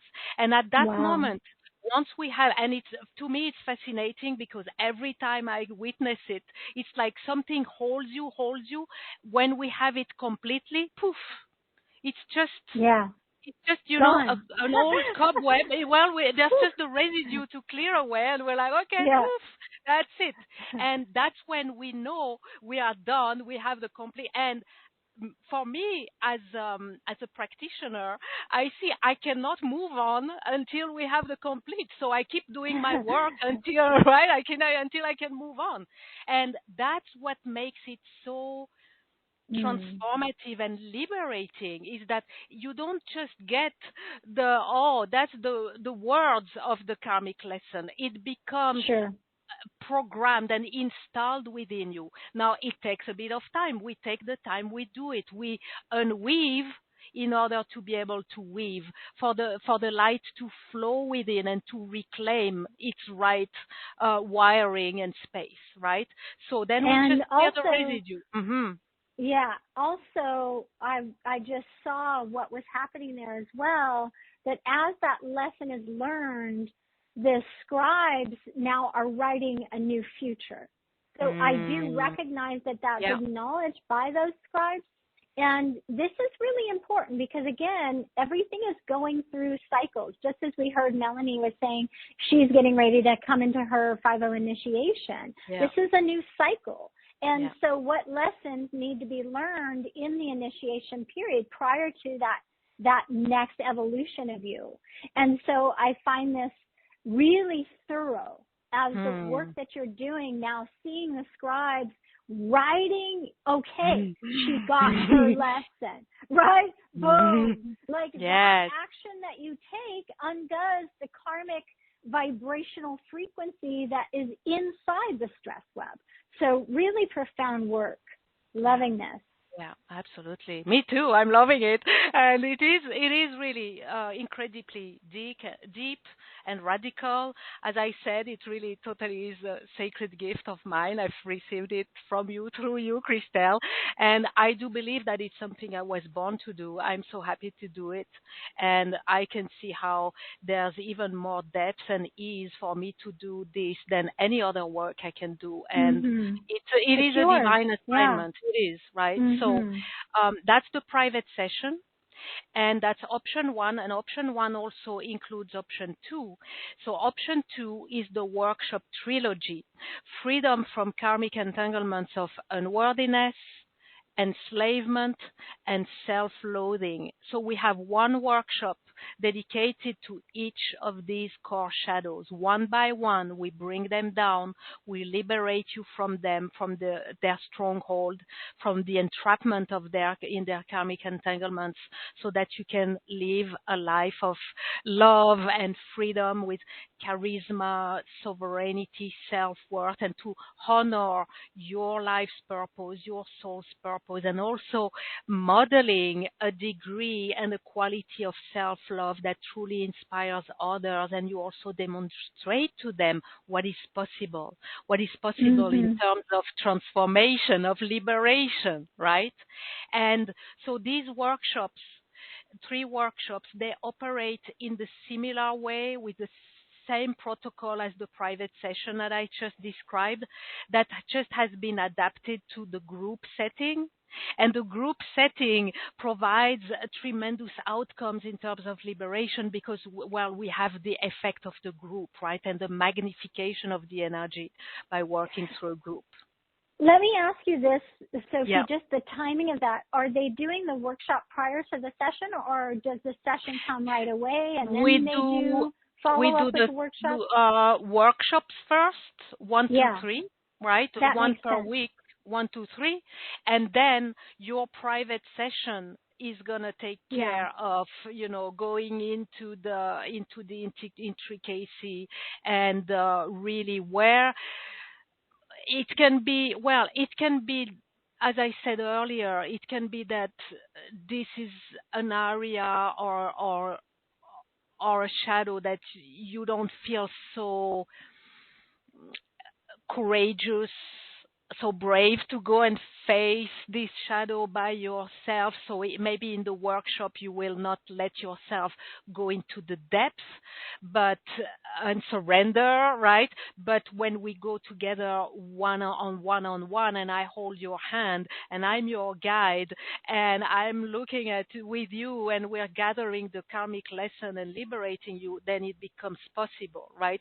It can be sometimes that is difficult. Some people can't get the lesson on them, by themselves, but also it's right. like cleaning the cobwebs, and then you're like, no, you totally skipped over this section back here. And they're saying, I know, because I don't like going back there. That's a funky little corner over there. It's like, you're like, no, let's go. And I love that, because we can feel again the love that you have for this work actually, it resonates and translates for us as being supported, right? We feel you taking our hand and saying, it's okay, I'll go first. Let me go in. Let me be with your higher self. Let's check this out. It's fine. This is the work that's going to strengthen you as a light worker. It's going to strengthen you as the practitioner. It really supports the depth of that work for the person that is taking this session with you. So I don't want to take too much more time. Option 3, you guys decide if you want to do workshop one by one. I wouldn't suggest that. I think that right now you need to be all in and really gather yourself, together and say, okay, let me make this commitment. I mean, you surely have, options there for payment and all of that. But again, just wanting to have each one of you recognize the power that I have seen in Sophie and in her work, and what has come out of that, and her level of commitment and diligence, and her ability to focus like none other, and to organize things and put things into action. So she is very committed, and she will take you all the way through. This isn't leaving things behind. This is really being thorough, and it's comprehensive. So I definitely would say to get the session with her, do the workshops, let yourself be fully, surrendered to this. And any parts of you that are like, oh, but I don't like to go into, what people call shadows. I don't believe in that, whatever that is, because you think that the light's just going to come in without that. With karma, it's a different thing. What we're doing is we're working on karmic experiences where some action has been done in the past, guess what? It takes action to undo that karma. So again, this session is the action that you're taking consciously, stating to the universe, stating to the scribes of karma that I'm doing this to clear the depths of karma, and it's not just for you. It goes back through the genealogical lines as well. So I think with that, this is very powerful, and you're getting so much for what you're investing. Absolutely. Okay, anything before? I'd love to do some more intuitive reading. Yes, I just want to add two little things to bounce on what you just said, Christel. Thank you.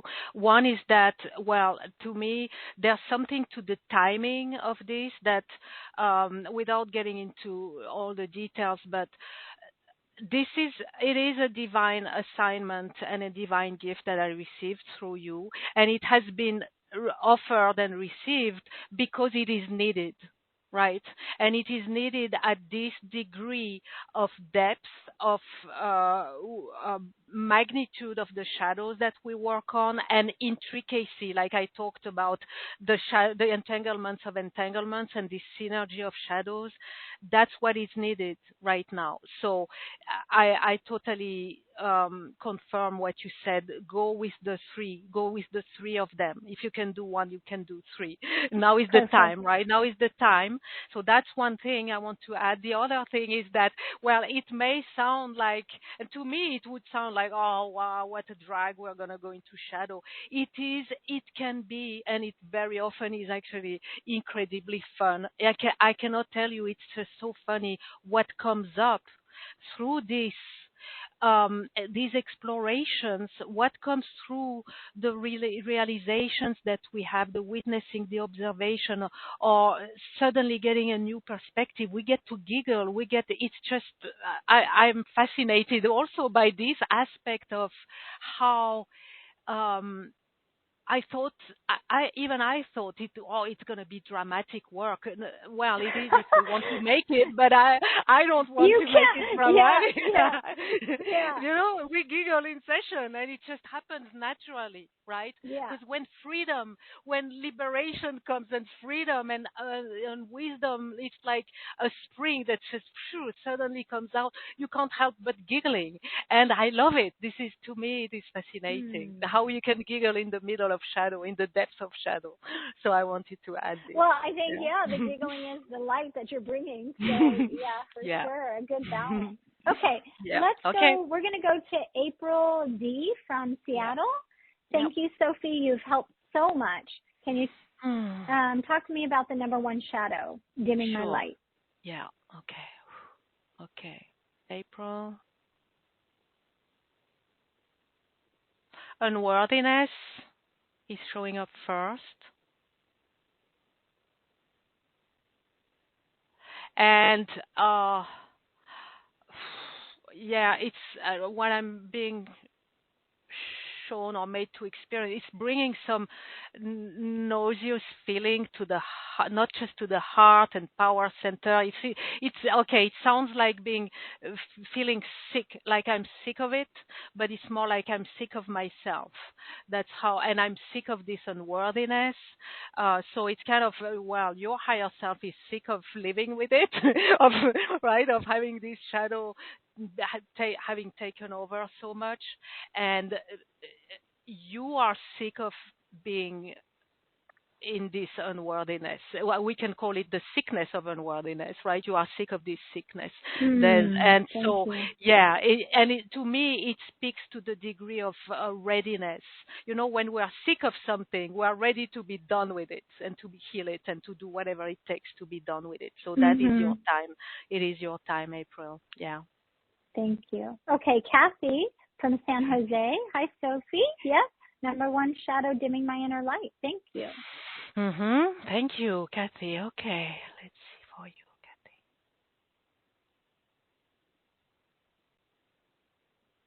Kathy. Okay, enslavement comes number one. It takes over your mind, your way of thinking. And I'm seeing it like being wrapped up in well, what would keep a slave attached and bound, right? Just around the mind, like enslavement of the mind, and it can apply to many nuances, right? Beliefs, modes of thinking, values,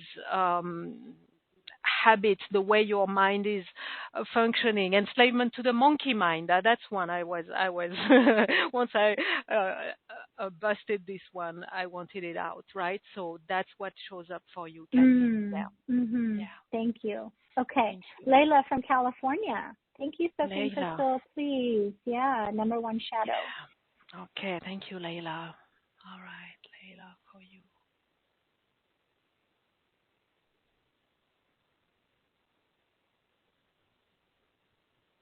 And it takes a bit of time because I can perceive that they're all there. It's like, okay, who is really the number one?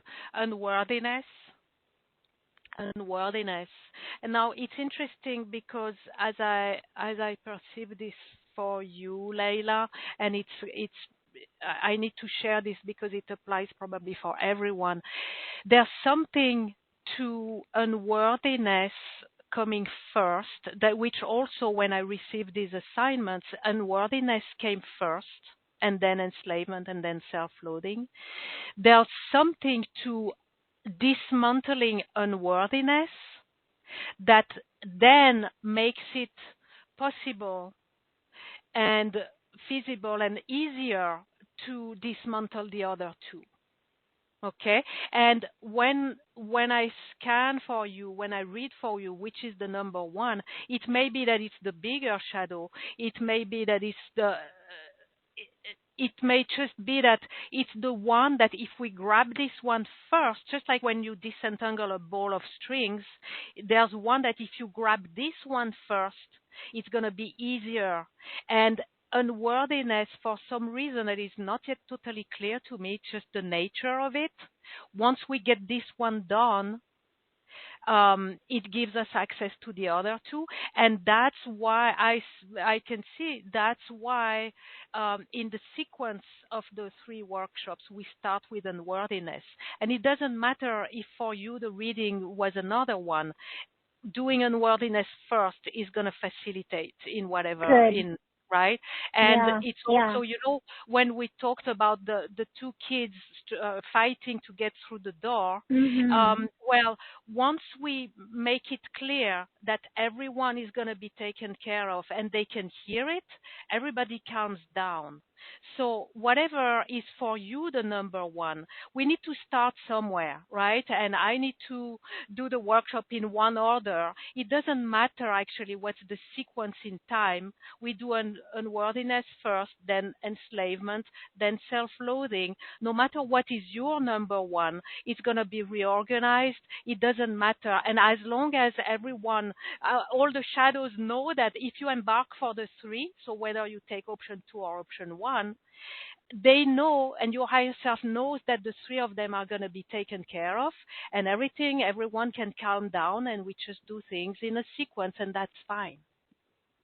Yeah, we got that. I mean, we can feel that from you, Sophie.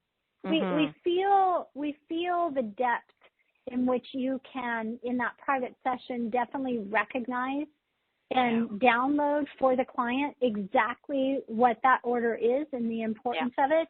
As an intuitive, bringing that is so genius, right? It's so rare for people to actually go, oh no, you need to do it in this order. But that's actually, you know, that is something that would be the value of that private session. Whereas also you're working on, you know, a higher plane of existence when you're doing the workshops.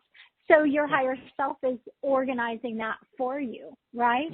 Okay, let's keep going. I want to go to Carol from Longevon, and she says, hi, Sophie. I would love a reading for my number one shadow.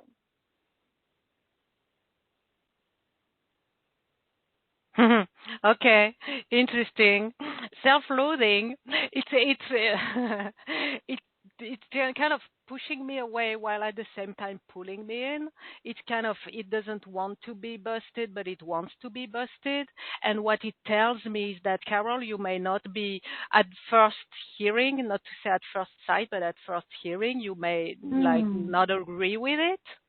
But that's the one, your higher self. And I'm seeing higher self saying, yes, yes, yes, you're the one, self-loathing, you're the one, you go first, you're the number one. So you need to take a moment to just to recognize and to realize that, wow, yes, it is there. If there's only traces of self-loathing, do you tolerate those traces? I'm going to say something here, because you've a couple of times brought that up. Why do we have to be in aversion to it being the self-loathing one? I'm just going to bring this out because there's this, every time I hear you read someone for self-loathing, there is that, pay attention and look deeply. And I think it's because what you're saying is so much of what we do is unconscious in the way that we view ourselves. So we really always are looking so much at how others view us in this society, right? It's like we don't want to be ostracized. We don't want to be pushed out of the club. We don't want to be sent into the corner or excommunicated, right? It's like we want to be included, but again, we have to be okay with self-loathing. We have to just accept that right now, everyone. Just accept that as a shadow, and then let's just open up to, well, what is that in me? For Carol, I was seeing in the power center something about how she displays her power, right? That would have her not like herself.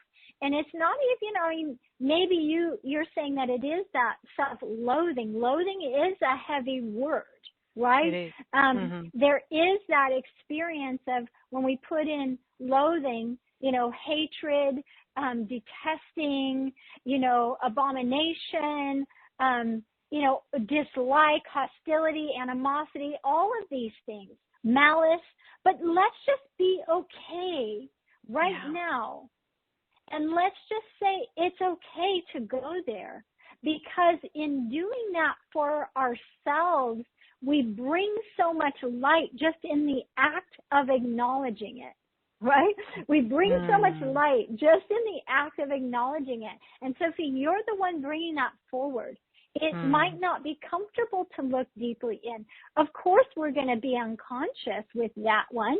Right? Because we don't want to look at ourselves. We've spent so many years putting masks on and makeup on over the shadows. And it's time to now clean off the makeup, take off the mask, right? Let's just be real with each other in a space of love, have fun taking off the makeup, looking at the truth of each other, because under all that goop, right, is gorgeousness. It's beauty. It's authenticity. It is, it's the magnificence of your unique light. And so that's what I would say. I don't think we have to have this add-on of, take a look and see what that is for you. I think it's just, boom, self-loathing. You're That's right. It. Go, girl, get it. Right? Yeah. Go, girl, get it. And get it, and let us help you. Okay? Yeah. All right. Let's go ahead, because what I would love to do is we have a couple more. So we have Karina from Yorks. What's the number one shadow dimming my inner light? Thank you very much, Sophie. Is it Corina or Karina? Karina. Okay. So I'll franchise it in Karina. Okay. Thank you. All right. Okay. Thank you, Karina. All right. Let me read for you.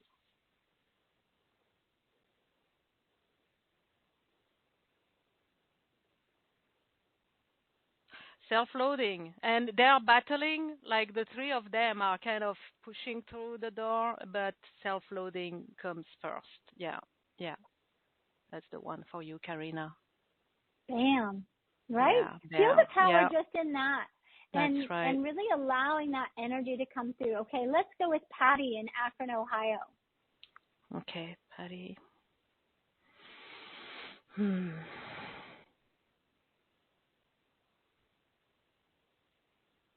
Enslavement for you, Patty.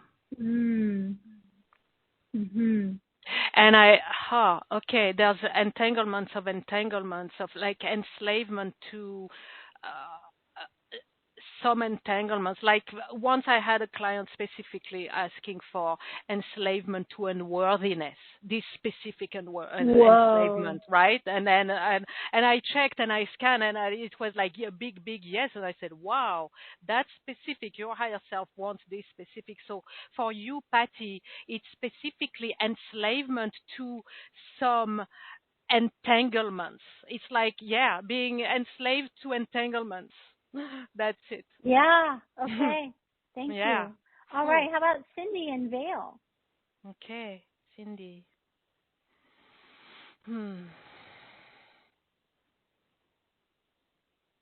For you, Cindy. Self-loathing. Self-loathing supported by the other two that,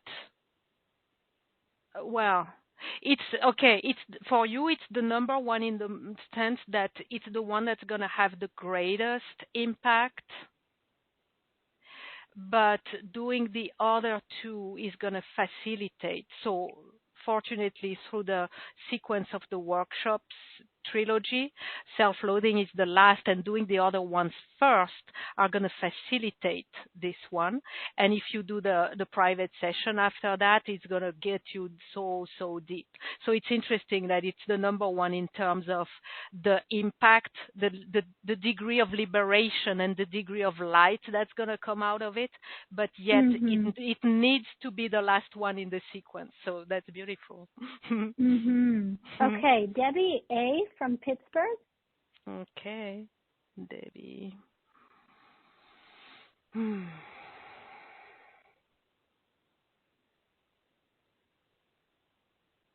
Enslavement comes first. I see that like your hands are full, like there's so much enslavement. It's like, oh, shaking your hands and get this out of my hands, get it out of me. Yeah. Okay, thank you. Yeah. Willow from Bozeman. Okay. Hello, sweet ladies. What's the number one shadow dimming my inner light? So much love. Thank you, Willow, for the love. Unworthiness for you, and it's really weighing on your heart. And your heart wishes it would feel worthy, and it kind of makes there's such a deep sorrow, like your heart feels such a sorrow. And I wish I would feel worthy. So your heart is it's like it's begging for this liberation. I see it. Yeah. Yeah. Sending love. Sending love. Yes. Thank you. Okay. Thank you. Genevieve from France. Geneviève. Yes. Geneviève. Now I can be French. Once in. Hey, I have French in me. There you go, Geneviève. I do. I know. Okay, for you, Geneviève.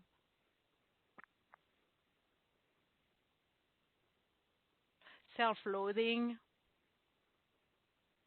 Okay, yeah, it brings such a degree of darkness in your life that, you don't want that. Your higher self doesn't want that. It's like if there's you're doing coloring with the crayons and it's all colored with the black, and it's like, okay, can't you use that? Your higher self is like, can't you just use other crayons than other colors?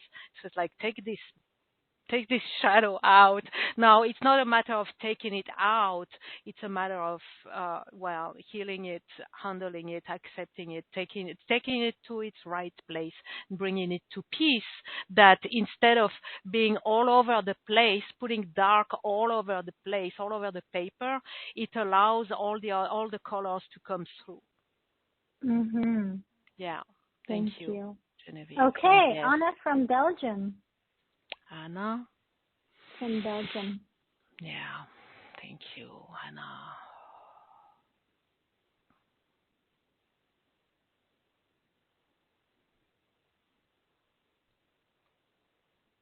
Enslavement. Oh, I see how it's grabbing your feet. And it's like your feet up to the ankle, almost to the knees, are entangled in a whole bunch of stuff that are holding you enslaved. We couldn't even list them if we wanted, and it's holding you stuck. So stuck there. So we got to get her unstuck. Oh yes, we got to pull this out. Yeah. Okay, and that's possible. Oh yeah. Okay. Yeah. Beautiful. Oh yeah. Yeah, nothing's too big, and I think that is the truth. With the degree of your conscious awareness that you're placing upon it, when you're doing the healings, that's really powerful. And again, reflecting back on what you had said about how higher self keeps drawing you into focus on one thing, I think that's the beauty of the divine masculine, and that if you can help all of us who are really kind of fluttering, floaty light beings, help us, Sophie, bring the container and bring the structure, and help us focus in on that and really support us in releasing and letting go of the karmic entanglements. Karmic entanglements are things that actually carry over to the next lifetime, right?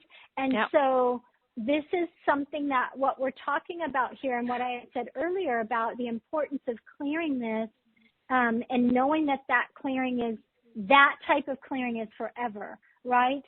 Karmic entanglements are one of those things where if I'm tuning in, just like Sophie does, I'm going to see that expressed within your auric field. I'm going to see how that's penetrating into your body. I see how it's moving out into your celestial body, so the engagement with the divine beings, and also how that is showing up in this lifetime in relationships, generating your income, right? All of the things where, is the synchronicity happening, or did it come in and then it just fell out? Those types of things where you can't really land the contract, even though people are around you that are successful, you can't seem to find that yourself. So I just want to bring that to everyone's attention, because when we do this work at the karmic level, that is something so unique. And that is something that is quite different in the way that you need to handle that. And Sophie's been shown that. So I want to honor you, and thank you, Sophie, for being present here again. If you want to take, a real step, a strong stance for yourself, you can go to gracefulconnections.com/Sophie2 and or check the link that is present there on the webcast page, and really allow yourself to be open. Presence your higher self right now and really feel the depth at which Sophie goes. And this is what you've always wanted. You don't want to be on the surface. You want someone to carry you to the depths and bring you out in the light and in the love. And I have had the opportunity to be in the dance of the light with Sophie many times through our travels together, and really feeling the fun and the joy that she brings. So I'm sure you're going to feel that part as well, even though a lot of the passion of intensity, is expressed today. It's only because she really feels the level of intensity in which this is binding you. So know that to be true as well.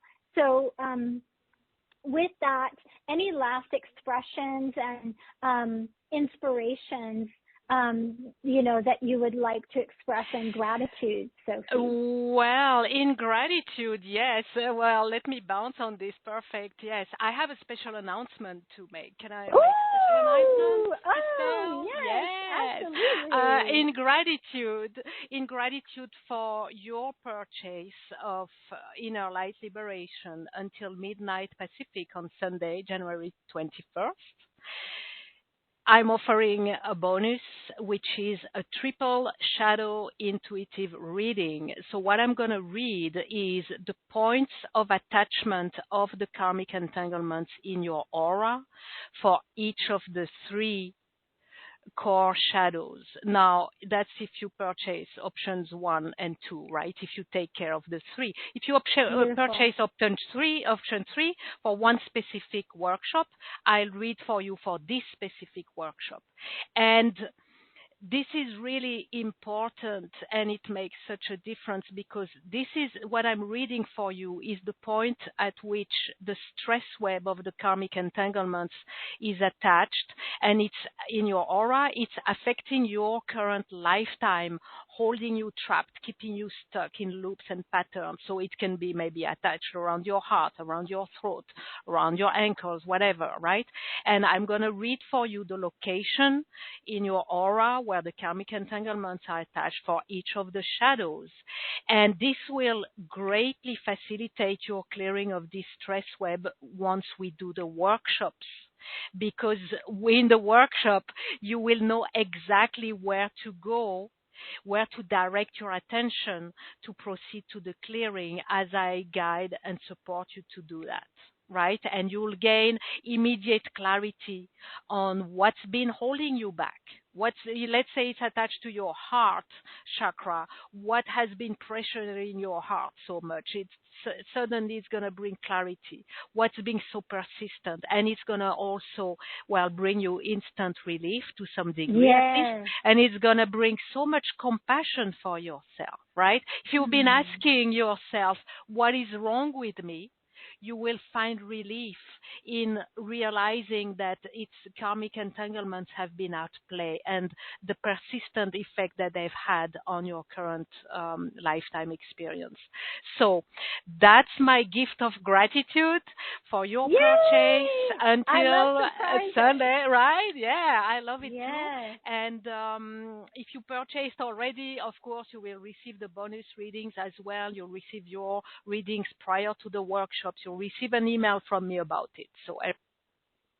Okay, yeah. I love that idea of you'll find relief in the revelations, so profound, really profound.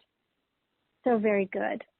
So wonderful. So that is the special fast action bonus.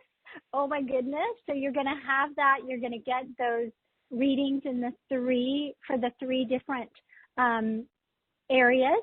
So you'll get a reading for the shadow of unworthiness, for the shadow of enslavement, and for the shadow of self-loathing, okay? And so really trusting in Sophie's brilliance, in what she brings. It is so unique.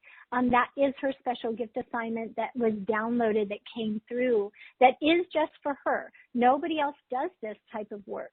And I want you to feel into the rareness of that, what you have and the opportunity in really bringing that energy to light, right? And I want you to think about that liberation that she is supporting you with. This isn't just for this lifetime. This is for future lifetimes. This is for your children as well, because we share karma as a collective. We share that karma in family.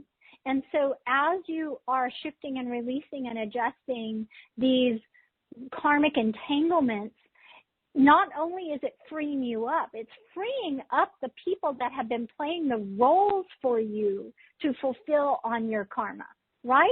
And a lot of times those show up as narcissists, enemies, even those that we love, but, not giving us a break, right? Those types of things, the people that put pressure on us, that can be released, and we can gain relief from that. Again, relief in the revelation. I love that. And so the beauty of that and the play of that, as well as the impact that it's going to have for you. So again, you have your page there. I want you to go take a look at that, really get a sense and scan for yourself. If you need us to scan for you which option, please feel free to connect with us, to email us, and we can have Sophie scan for you which option would be a blessing for you and be, most beneficial. I wouldn't wait for a scan in order to get in now, because obviously we've got this expiring Sunday, January 21st at midnight for you to receive your extra bonuses, okay, for your readings. It's been such a pleasure. Thank you for being with us on this enlightening adventure into the shadows today, and now knowing what to do to support, to be supported, to reclaim the energies, reclaim the potentials of the vibrational frequencies that want to illuminate you, light you up, bring you into the potency, bring you into the brightness, bring you into your own embodiment of your divinity. Thank you, Sophie, so much. It was such a pleasure. Many, many blessings to everyone. So much love, many blessings. Bye-bye for now, everyone. Bye-bye.